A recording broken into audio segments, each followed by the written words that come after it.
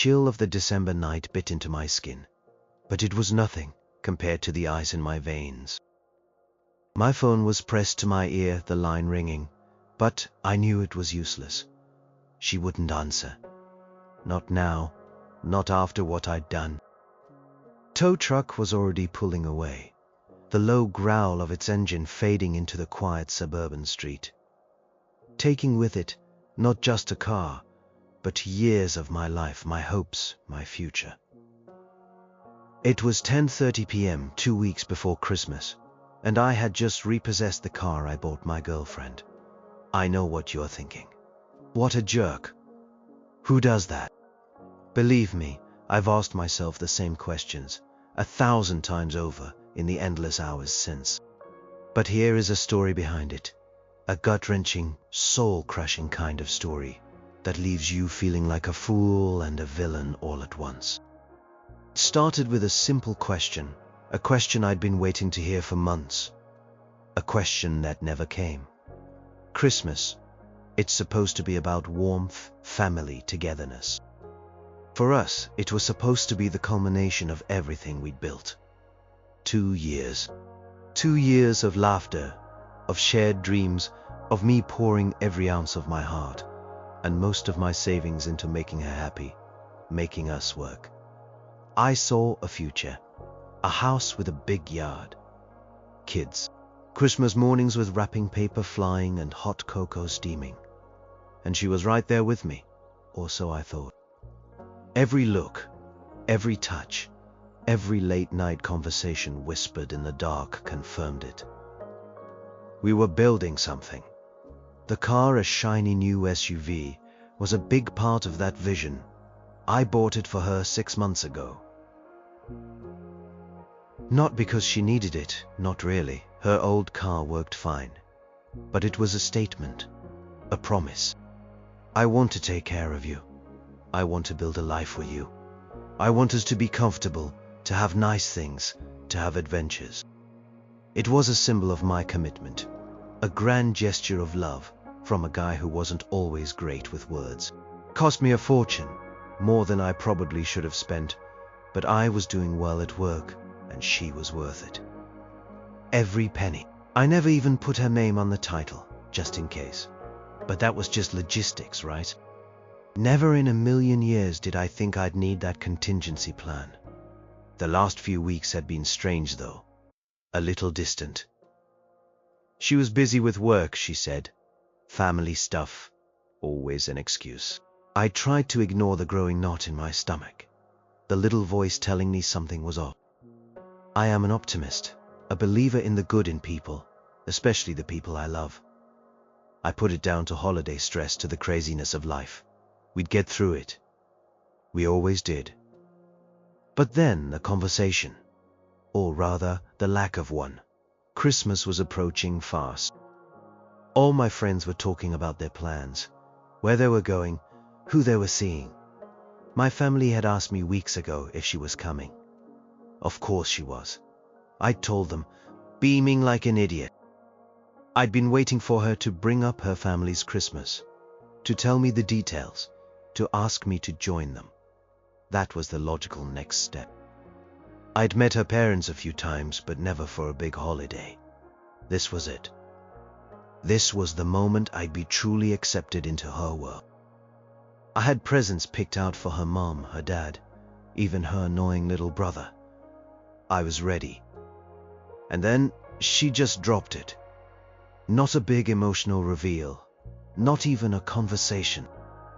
Just a casual remark, slipped in between talking about her work schedule and what she wanted for dinner. Oh, my family's Christmas is going to be small this year. Just family, like really, really close family. The words hung in the air, heavy, suffocating. I waited for the clarification. But of course you'll still come over for dessert. Or we'll do our own Christmas the next day, something. Anything. But there was nothing. Just her, looking at me with an almost apologetic shrug, as if she'd just said the weather was going to be bad. My world tilted. The air left my lungs. My mind scrambled, trying to process what she wasn't saying, I managed to stammer. "So I am not invited?" My voice sounded foreign and thin. She paused and looked away. "Well, it's just family, you know, and it's going to be packed. Packed. The same family who lived in a house twice the size of mine. The same family who had always been so welcoming, or so I thought. The same family whose daughter I had poured my entire heart and soul into." In that moment, something snapped inside me. It wasn't just the no invite. It was the dismissive way she said it. The complete lack of consideration for my feelings. It was the realization that I wasn't family. Not to her. Not to them. Not after everything. The car gleaming in the driveway suddenly felt like a monument to my stupidity. My blind faith. My utterly wasted generosity. It was the only thing I had left to take back. And so, an hour later I called the tow truck. And now, here I was, standing in the cold, phone ringing, feeling the most profound and soul-crushing emptiness I'd ever known. This was going to be a long winter. It started as these things often do, like a fairy tale. Her name is Emily. I met her at a friend's barbecue about 2.5 years ago. She had this laugh bright and clear like wind chimes, and eyes that sparkled when she talked about her passion. She was a graphic designer, artistic and free-spirited, and I, a software engineer, was drawn to her like a moth to a flame. I was always pretty grounded, a bit of a planner, maybe even a little boring, but she made me feel alive, made me want to take risks. She saw something in me that I didn't even know was there. Our first few months were a blur of late-night talks, long walks in the park, and discovering all the little things that made us click. We had different interests, sure, but our core values aligned. Family, loyalty, kindness, or so I believe. She talked about her close-knit family, their traditions, how important they were to her. And I, being close to my own, loved that about her. It felt like a perfect fit, two families coming together. At the time, I was doing pretty well for myself. My startup had just gotten some big funding, and my shares were looking promising. Not retire early rich, but definitely come. She was talented, no doubt, but still paying off student loans, driving an old beat-up sedan that constantly threatened to quit on her. I never cared about money, not really. I just wanted to be happy, and she made me happy. The idea of buying her a car wasn't some spontaneous whim.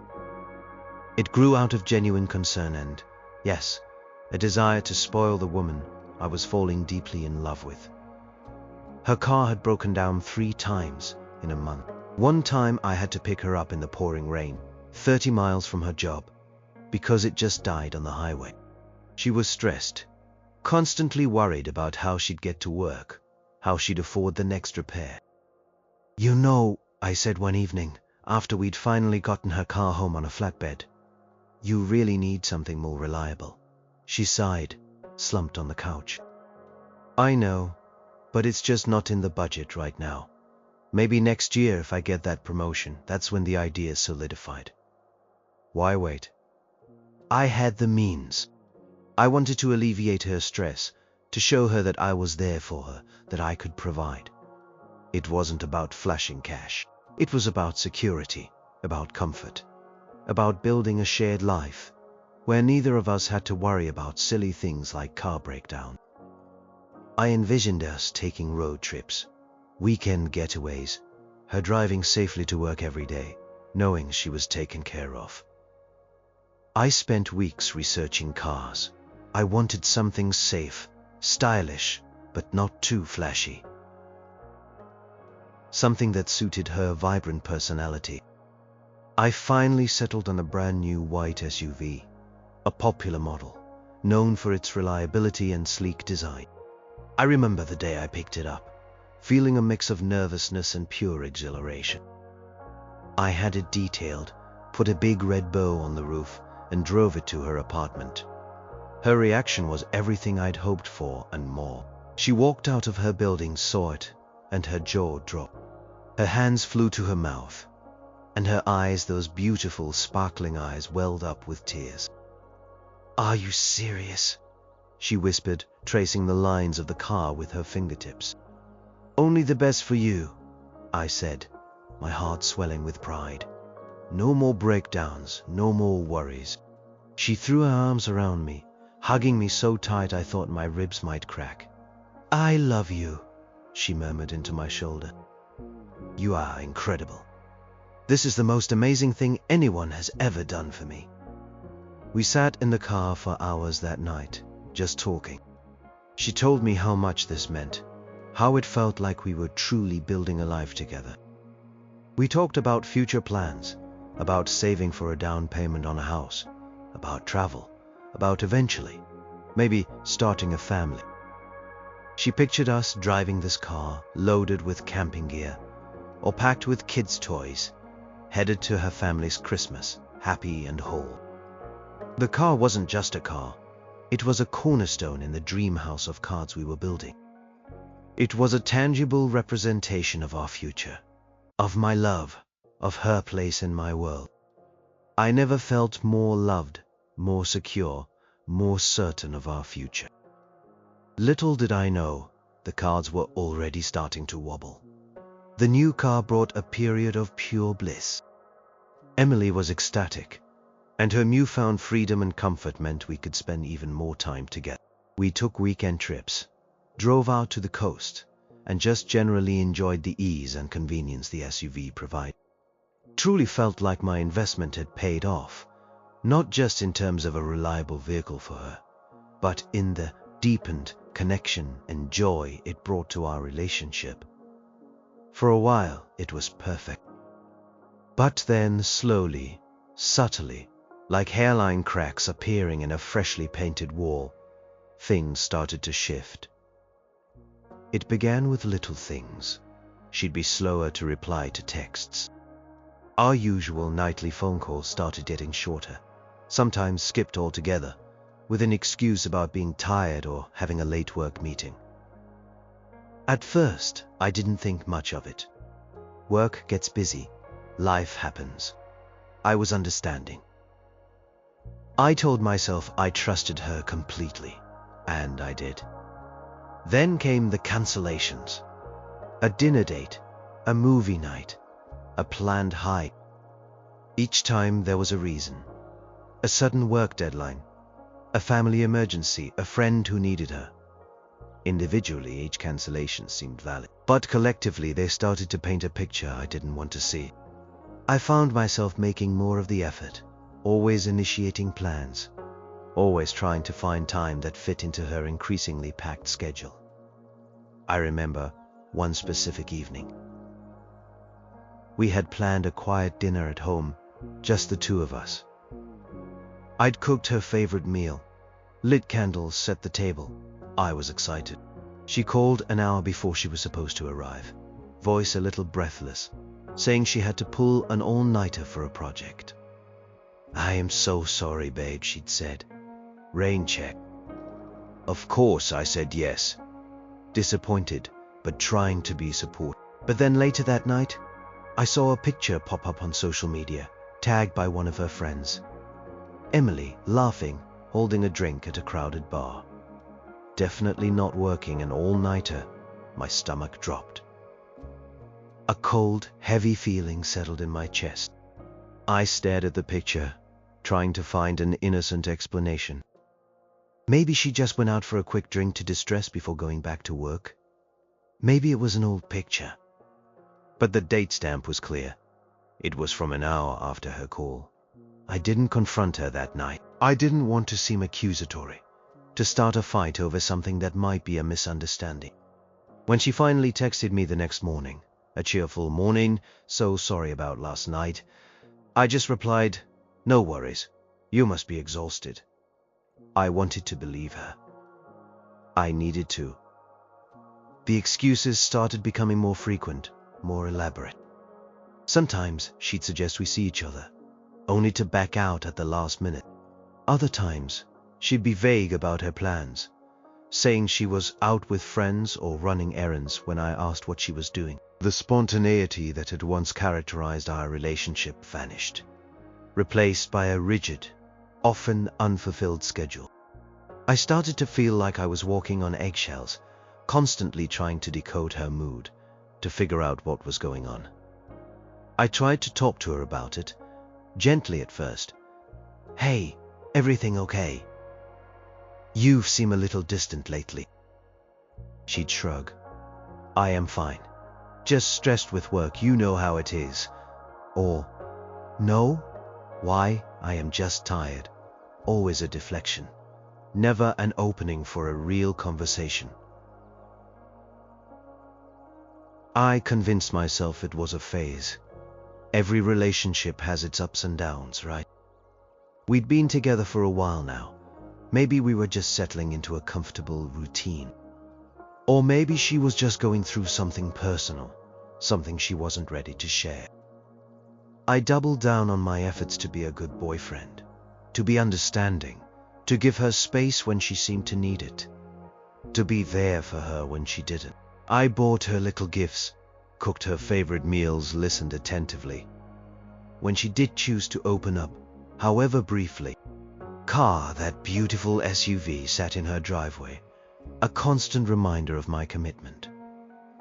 I looked at it and saw our future, our stability. It was the one solid thing, the big gesture that proved my love. Surely, if she felt my love, if she saw how much I invested in us, she'd eventually come back to being the Emily I knew, the one who was just as invested. I held on to that hope, even as the cracks in our foundation grew wider, threatening to swallow us whole. Truth was, I was ignoring the warning signs, desperate to keep the dream alive. It wasn't just my own internal alarm bells ringing anymore. Slowly, cautiously, my friends and family started to voice their concerns. My older sister Sarah was the first. She's always been perceptive, and she doesn't pull punches. "You haven't seen Emily in a while, have you?" she asked, one Sunday brunch, pretending to butter her toast. "Yeah, she's just super busy with work," I replied, trying to sound casual, but my voice felt tight. Sarah looked at me, a knowing look in her eyes. "Busy? Or avoiding?" I bristled. "Of course not. What are you talking about?" "Just seems like she's not around as much," Sarah continued, unfazed. "And when she is, she seems different."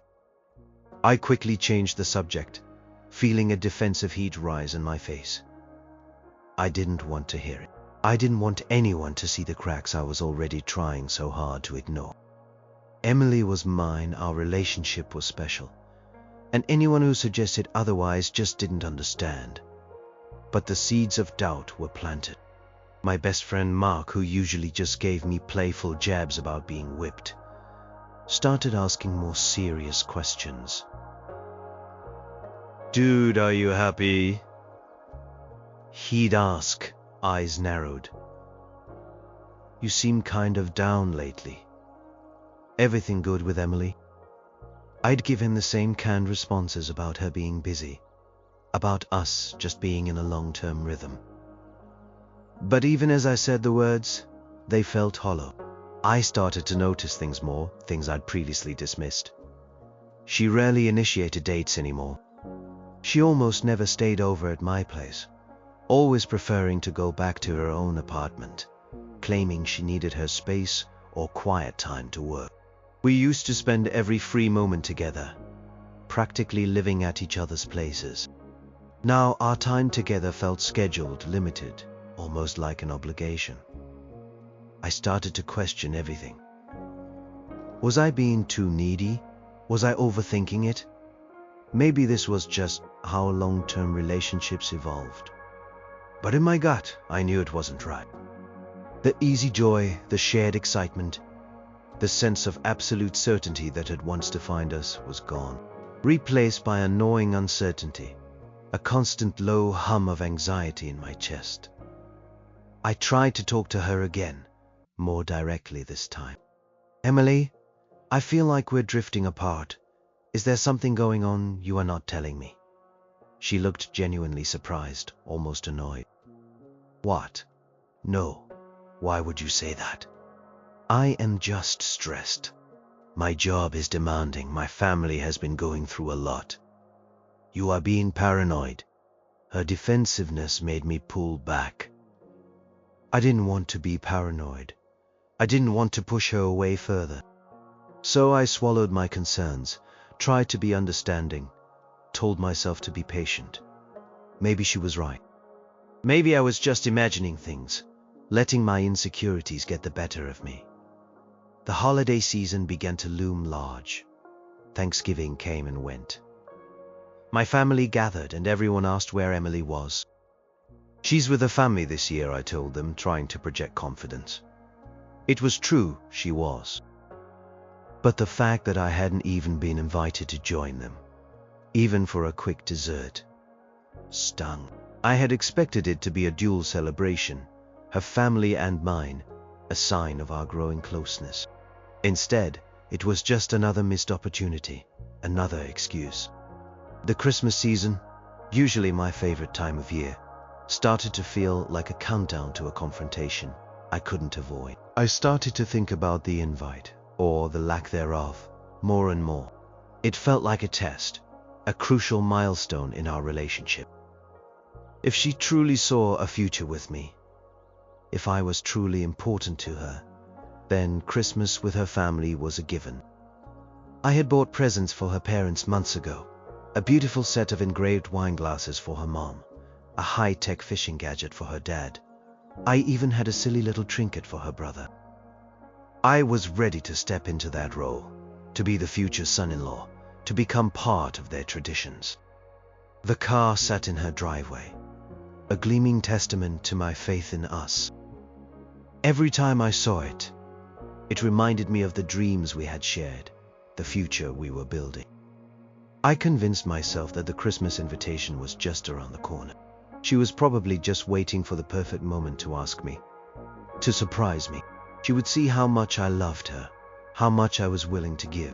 All the recent distance, the vague excuses, the growing doubts, would all just disappear with that one simple question. Will you join us for Christmas? I clung to that hope, a desperate lifeline in a sea of growing uncertainty. The air grew crisper as November bled into December, and the world transformed into a festive, twinkling wonderland.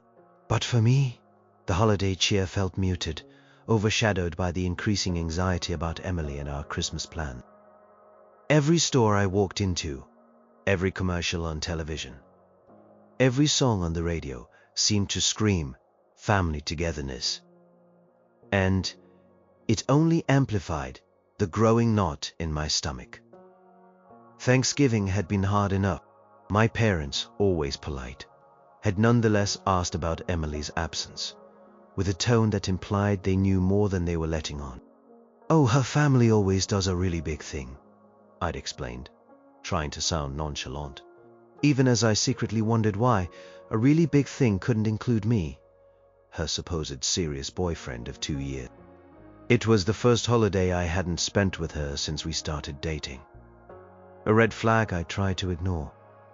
After Thanksgiving, the pressure ratcheted up. My phone buzzed constantly with group chats about holiday parties, gift exchanges, and most importantly, family Christmas gatherings.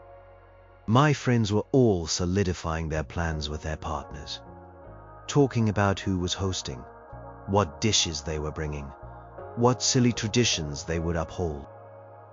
I'd ask, trying to sound casual on the phone with her. Yeah, sort of, she'd reply, vague as ever. Just the usual chaos. Oh, right, I'd say waiting. Tiving for her to say, and you, of course, will be there. But the words never came. She'd pivot to something else, her work, a new show she was watching, anything to avoid the topic. I started preparing anyway, clinging to the unspoken promise. I had already bought those thoughtful gifts for her family, hoping to make a good impression.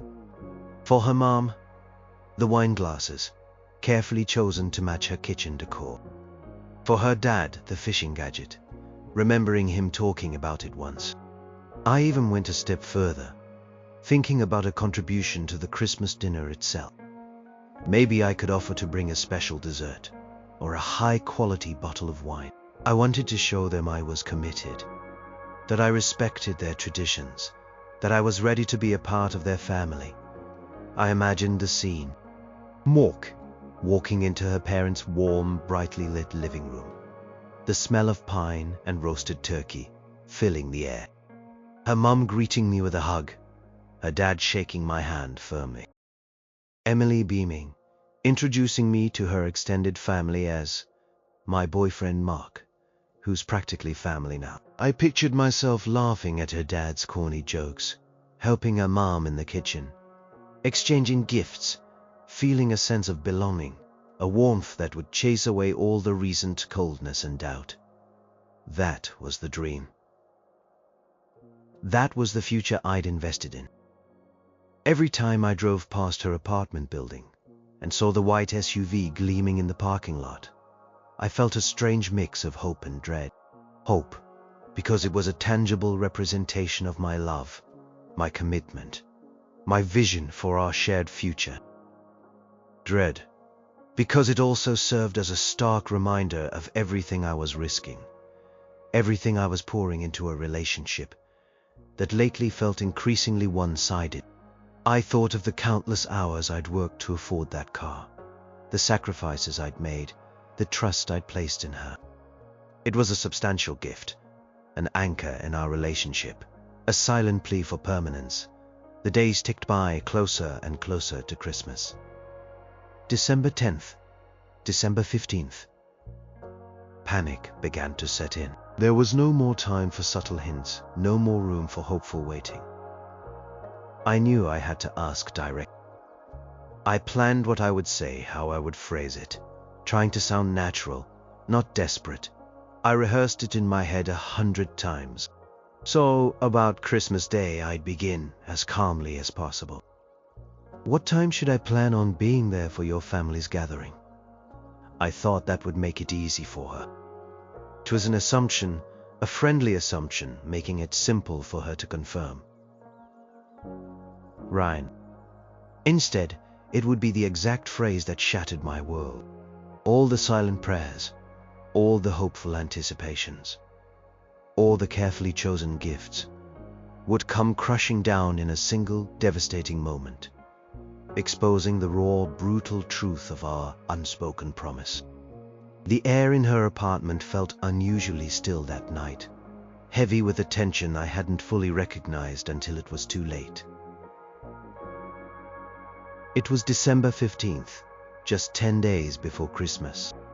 I had managed to finally pin Emily down for a casual dinner at her place.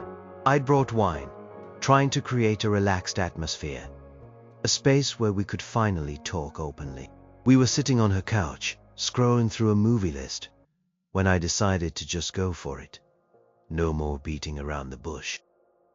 My heart hammered against my ribs, a nervous drumbeat in the quiet room. So, I began, trying to sound as casual as possible, about Christmas Day. I paused, taking a breath. What time should I plan on being there for your family's gathering? She stopped scrolling. Her thumb hovered over the remote. She didn't look at me immediately. She just stared at the television screen, where a movie poster for a romantic comedy glowed. My gut clenched. Then, she turned, a small, almost imperceptible frown on her face. Her voice was light, too light, as if she were talking about the weather. Oh, well, my family's Christmas is going to be small this year. She waved a dismissive hand. Like really, really close family. The words hit me like a physical blow. Not a punch, but a cold, sharp knife twist. Each word was a deliberate, agonizing turn. My mind reeled. Small? Really close family? After 2 years? After everything we'd been through? After the dreams we'd shared, the future we'd planned? What do you mean? I managed to choke out, my voice barely a whisper. I felt my face flush, a hot wave of disbelief washing over me. Are you saying I am not invited? She finally looked at me, a flicker of something in her eyes. Not sadness. Not regret. More like annoyance or perhaps just discomfort. Well, yeah. I mean, it's just family, you know? My aunts and uncles, my cousins. And it's going to be packed. Packed. The word echoed in my head. Packed into a house that I knew for a fact could comfortably host 20 people. The same family who had always made me feel welcome on the few occasions I had met them. The same family whose daughter I loved with every fiber of my being. But we talked about this, I stammered, my voice rising in disbelief. We talked about me spending Christmas with your family. We talked about our future, about being together for the holidays. She sighed, a weary sound. I know we talked about it, Mark, but things change. This year is different. My mom just wants it to be really intimate. We can do our own thing later, or another day. Another day. Another day for the most important holiday of the year. Another day for the culmination of all the planning, all the anticipation, all the hopes I had built up. The unsaid words hung in the air. You are not important enough. You are not family. You are an outsider. My mind raced, trying to find an explanation, a reason, anything to make this less devastating. Was she breaking up with me? Was this her way of telling me she didn't see a future? But she was sitting right next to me, still casual, still composed, as if she hadn't just shattered my world with a few throwaway lines. The silence stretched, filled with the ringing in my ears, the thumping of my heart. I looked at her, truly looked at her, and saw a stranger. The woman I thought I knew, the woman I had invested everything in, was gone. Replaced by someone cold, indifferent, dismissive, and then I saw it. Her car keys sitting on the coffee table. The new SUV. The car I had bought her. The symbol of my love, my commitment, our future. In that moment, it wasn't a symbol of love anymore. It was a monument to my foolishness. A glaring, undeniable testament to how completely I had been played. I had given her everything, and in return, I was being told I wasn't even welcome at her family's Christmas. I was just an accessory, a convenience, someone who could be casually cast aside when it no longer suited her. The hurt was so profound, so sharp. It took my breath away. It wasn't just the exclusion. It was the utter disrespect, the casual disregard for my feelings, for our entire relationship.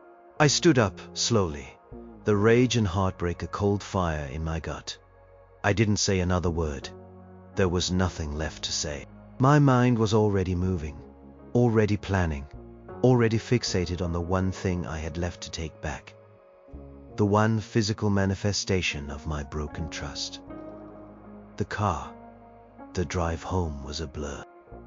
I don't remember the exact route, only the suffocating feeling of being trapped in a small, increasingly painful space. The radio was on, playing some cheerful Christmas carol, and I wanted to rip it out of the dashboard. Every twinkling light on every house I passed seemed to mock me, a cruel reminder of the festive future that had just been snatched away. I got back to my apartment, slammed the door, and just stood there in the dark. My hands were shaking. My breath came in ragged gasps. I felt a primal scream bubbling up from deep within my chest, but no sound escaped, just a silent, guttural cry of betrayal and pain.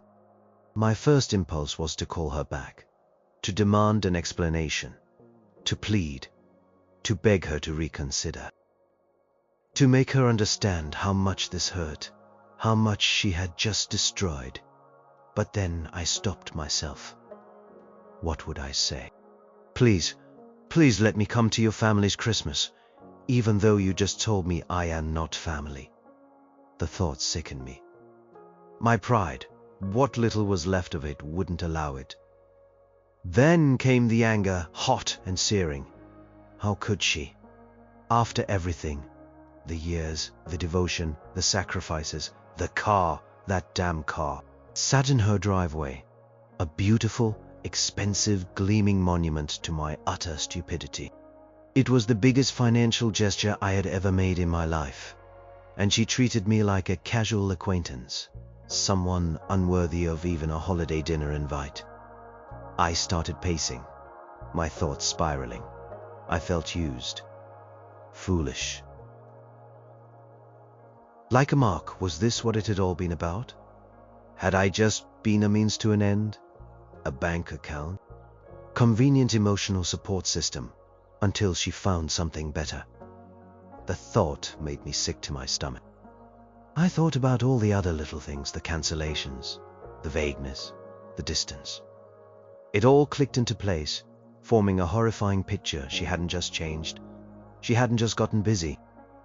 She had been slowly, subtly disengaging from our relationship, while I, blinded by love and hope, kept pouring myself into it. And the car, the grand gesture, was just another thing she took for granted. Take it back, a voice whispered in my head. At first, it was just a fleeting, vengeful thought. But then it started to gain traction. Why should she get to keep it? It was my car. I had paid for it. I was still paying for it. Every month, a huge chunk of my paycheck went towards that vehicle. A vehicle she drove around while I was being told I wasn't welcome in her life. It wasn't about the money. Not really. It was about taking back control. It was about pride. It was about making a statement, a desperate, heartbreaking communication of the hurt she had inflicted. If I couldn't be family, if I wasn't important enough for a Christmas dinner, then she certainly wasn't important enough to keep a car I had bought for her. A car that symbolized a future she clearly didn't want with me. I pulled out my laptop, my hands still trembling, and started researching. How do you repossess a car? Legally, what were my rights? Since the title was in my name, and I was the one making the payments, it was relatively straightforward. I could hire a tow company, or I could even do it myself if I could arrange it. I considered other options. Should I just break up with her formally, tell her to keep the car, and just walk away? But that felt like giving up, like letting her off too easy.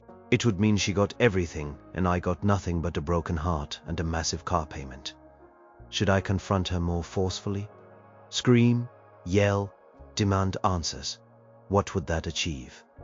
More deflection, more lies. Number, this was it. This was the only way to make her understand the depth of her betrayal, the finality of her rejection. It was a cold, hard consequence for her casual cruelty. It was a desperate act born of profound pain. It was the only thing I felt I could do to reclaim some dignity, some shred of self-respect. I spent the next hour making calls, my voice surprisingly steady despite the storm raging inside me. I found a tow company that operated night. I gave them the address, the make and model of the car. I confirmed the details, the price, the timing. I hung up the phone, the decision made irreversible. The tow truck would be there by 10 p.m. I looked at the clock. It was almost 9. An hour until the hammer fell. An hour until the end of everything. An hour until I would fully become the monster she would surely think I was. But I didn't care anymore. My heart was already shattered. The hour before the tow truck arrived felt like an eternity, and a split second all at once. My apartment was quiet, the kind of silence that amplifies every racing thought, every thumping heartbeat. I tried to distract myself, but my mind kept replaying Emily's words, her dismissive shrug, the cold certainty in her voice. Just family. Really, really close family. I had to be there. I couldn't just call it in and let it happen without being present. It felt like a cowardly act if I didn't witness it. didn't feel the full weight of my decision. So, I grabbed my keys, threw on a jacket, and drove to her apartment. Cold December air was a shock as I stepped out of my car. Her street was quiet, most lights in the windows already dark. Her apartment building loomed, a familiar sight that now felt alien and hostile. I parked a block away, out of sight, and watched. Her white SUV was parked right where it always was, under a street lamp gleaming faintly in the artificial light. It looked pristine, perfect. I remembered the day I gave it to her, the joy on her face, the promises we made. A wave of nausea washed over me. This was the hardest part. Seeing it there, knowing what was about to happen. The tow truck arrived a few minutes before 10 p.m., pulling up silently, a dark, imposing shadow in the night. The driver was a burly guy, his face unreadable. He glanced at me, then at the car, then back at me, a flicker of something in his eyes. Recognition. Pity? Judgment? I didn't care. "That's it," I said, my voice hoarse. I pointed at the SUV. He nodded, already maneuvering his truck. The hydraulics hissed as the flatbed lowered. The metallic clunk of the chains echoed in the quiet street as he secured the wheels. Each sound was a spike driven deeper into my already wounded heart. This wasn't just a car being moved. This was the final, brutal severing of a relationship. I stood there, arms crossed, shivering, even though the cold wasn't what was making me shake. I watched as the car was slowly, inexorably lifted onto the flatbed. It looked oddly small, vulnerable, hanging there. It suddenly felt like I was repossessing a piece of my own soul. As the car was finally secured, and the driver began to crank up the flatbed, I felt a strange urge. I walked closer, pulled out a small piece of paper I had scrawled on earlier, and tucked it under the windshield wiper. Just a few words. Not angry, not emotional. Just a cold, hard truth. Since I am not family, and apparently not welcome for Christmas, you won't be needing the car I bought for family trips. Consider this a return of gifts. Happy Christmas. It was brutal, I knew it. But I wanted her to know why. I wanted her to feel a fraction of the cold and personal rejection she had inflicted on me. I wanted her to connect the dots, to understand the consequence of her casual cruelty. The tow truck driver finished up, climbed back into his cab, and gave me a curt nod. The engine rumbled to life, louder this time, a final roar of defiance. Truck pulled away slowly, turning the corner, and then it was gone. The street was empty again, save for my own car parked a block away, and the gaping hole where her SUV had been. I stood there for a long moment, staring at the empty space. The silence that followed felt even heavier than before. It was done, the act was complete. My phone started ringing. It was Emily. My hand instinctively reached for it, then stopped. I stared at the caller ID, her name flashing accusingly on the screen. She must have come out, seen the empty spot, realized what had happened. I let it ring, and ring again, and again. Each ring was a frantic, desperate plea, a stark contrast to her earlier indifference. I didn't answer. I couldn't. Not yet. I just stood there, letting the cold night air seep into my bones, a strange mix of hollow victory and profound despair washing over me. I had taken back what was mine, but in doing so, I had lost everything. Car was gone, but so was any illusion of a future with Emily. And the weight of that loss, the finality of it, was almost unbearable. My phone didn't stop ringing for the next 24 hours. Emily called, texted, left voicemails. Her initial confusion quickly turning to anger, then disbelief, then a frantic mix of all three. What did you do? My car's gone. How could you? You are unbelievable. The messages escalated, each one a fresh stab at my already wounded psyche. But I didn't respond. I couldn't. I just watched my phone buzz on the counter, each vibration a reminder of the emotional wasteland I had created. Then came the calls from mutual friends. Emily, clearly in distress, had reached out to them. Some were sympathetic to her, seeing me as the villain. Dude, what the hell? Mark, my best friend, was one of them. You repossessed her car? That's messed up. She told me I wasn't welcome for Christmas, that I wasn't family after 2 years. I explained, my voice flat. That car was a symbol of our future, of my commitment. If she didn't want the commitment, she didn't get the symbol. Mark was quiet for a moment. Yeah, but a car, man, that's a huge thing. That's cold. So was her telling me I am not family. I shot back, the anger bubbling up again. She just casually threw away everything. I don't see how this is any colder than that. He didn't argue further, but I could tell he wasn't entirely on my side. Other friends, those who knew the full extent of my generosity and emotional investment in Emily, were more understanding, if still a little shocked.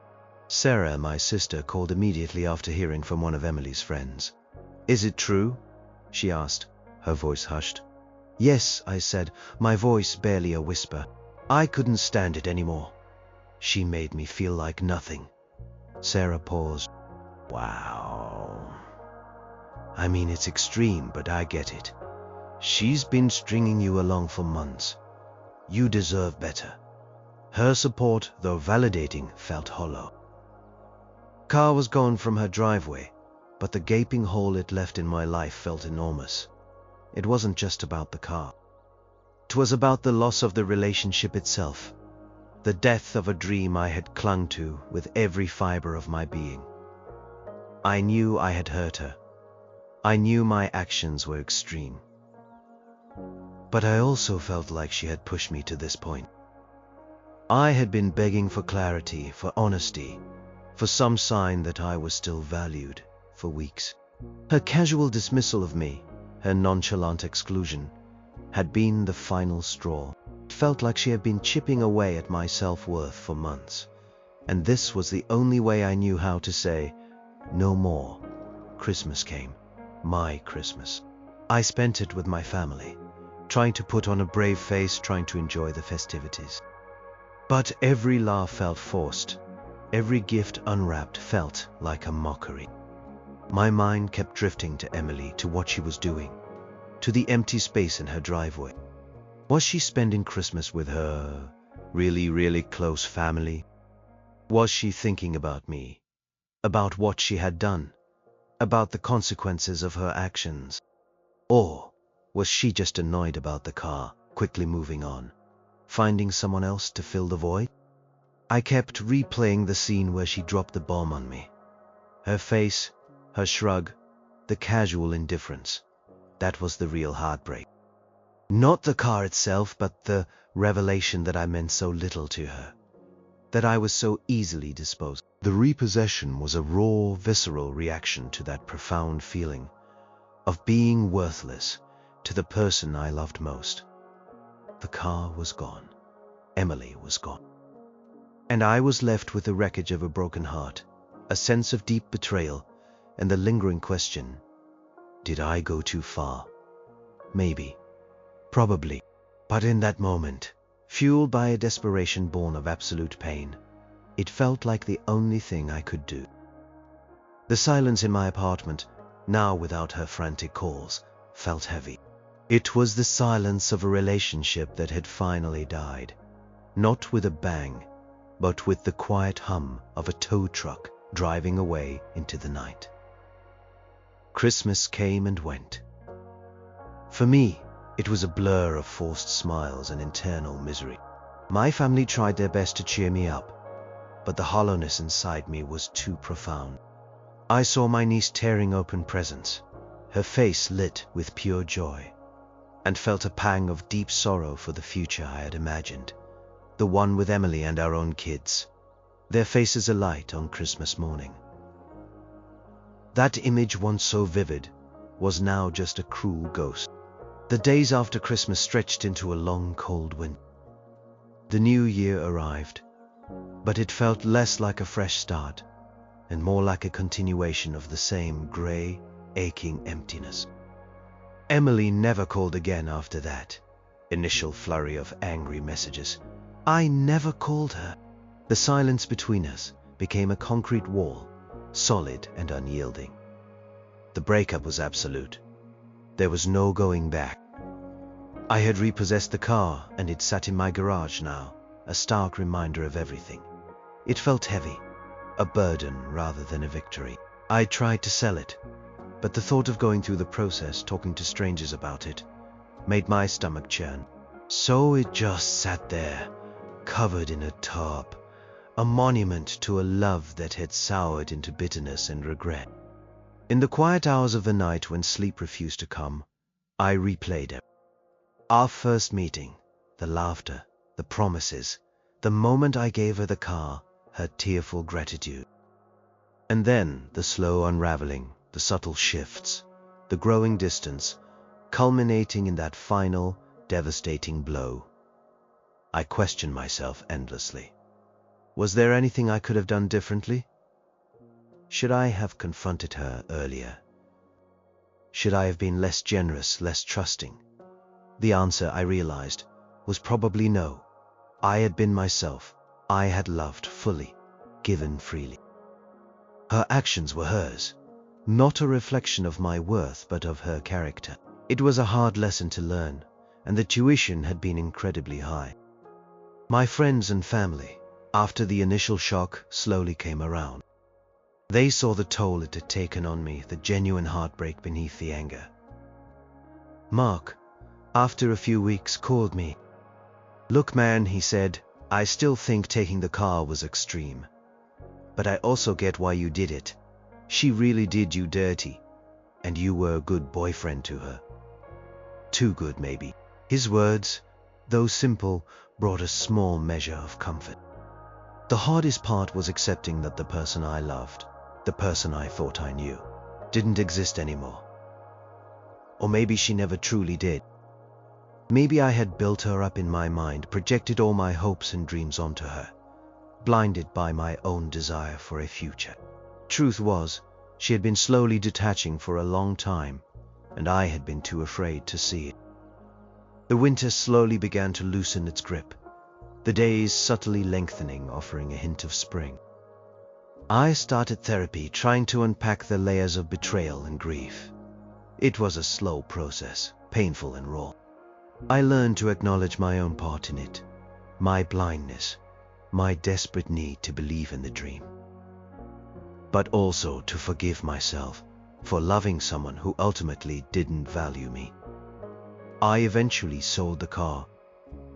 It was cathartic, a final severance.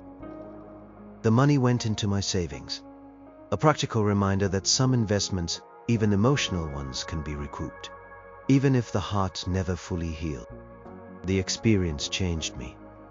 I am more cautious now, more aware of red flags, less likely to dive headfirst into something without looking. The heartbreak was profound, a wound that will likely scar, but never fully disappear. I learned that love, while beautiful and necessary, also requires boundaries, and that sometimes the hardest act of love is loving yourself enough to walk away from someone who doesn't see your worth. I don't know what Emily's Christmas was like. I don't know what she thought or felt, or if she ever truly understood the depth of the pain she caused. Part of me hopes she did. Another, healthier part doesn't care anymore. My focus is on rebuilding, on healing, on finding a future that is true and genuine, one built on mutual respect and shared dreams, not on unspoken promises and empty gestures. The long winter eventually yields to spring, and maybe, just maybe, my own heart will find its way back to bloom again.